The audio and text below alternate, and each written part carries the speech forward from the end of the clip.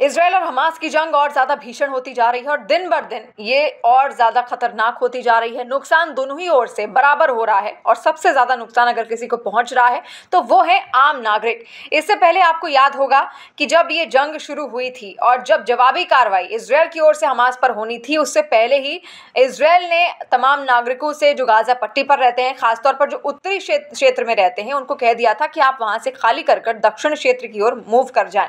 लेकिन ऐसे कई सारे लोग थे जो वहीं रह गए या फिर वहीं रहना चाहते थे। वो गाजा के उस इलाके को, दक्षिणी छोर को छोड़ना नहीं चाहते थे। कईयों का वो कहना था कि वो जिएंगे और मरेंगे तो केवल और केवल हमास के लिए, फिलिस्तीनियों के लिए मरेंगे। तो ऐसे में वो उस स्थान को छोड़ना नहीं चाहते थे। और कईयों का ये कहना था कि वहां पर किसी भी तरीके का कोई अलर्ट सायरन नहीं है, यानी कि उनको पता ही नहीं चल पा रहा कि आखिर कौन सा मिसाइल अटैक उन पर कब हो जाएगा। तो ऐसे में वो घर में तब भी ज्यादा महफूज हैं। अगर वो सड़क पर निकलेंगे तो कब उनका खात्मा हो जाएगा, कोई मिसाइल आकर उन पर कब गिर जाएगी, उनको खुद भी मालूम नहीं चलेगा। और ऐसे में उनका पूरा परिवार खत्म हो सकता है, क्योंकि अगर वो मूव करेंगे तो अपने पूरे परिवार के साथ ही मूव करेंगे। यही कारण है कि बहुत सारे लोग वहां से अब भी जाना नहीं चाहते हैं, छोड़कर नहीं जाना चाहते हैं। कुछ लोग अपनी जान को बचाना चाहते हैं तो कुछ हमास का साथ देना चाहते हैं, इसलिए वहीं पर ठहरे हुए हैं।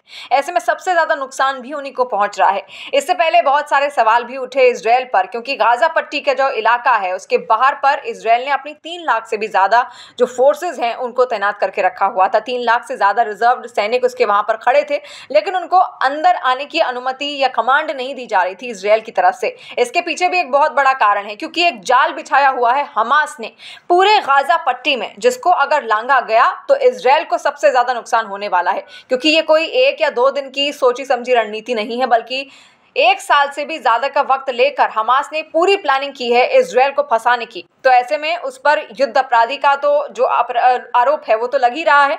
और अगर वो अंदर जाता है तो जो आम नागरिक हैं सबसे ज्यादा नुकसान उन्हीं को पहुंचेगा। और उन्हीं की आड़ में रहकर हमास इस युद्ध को आगे ले जाना चाहता है।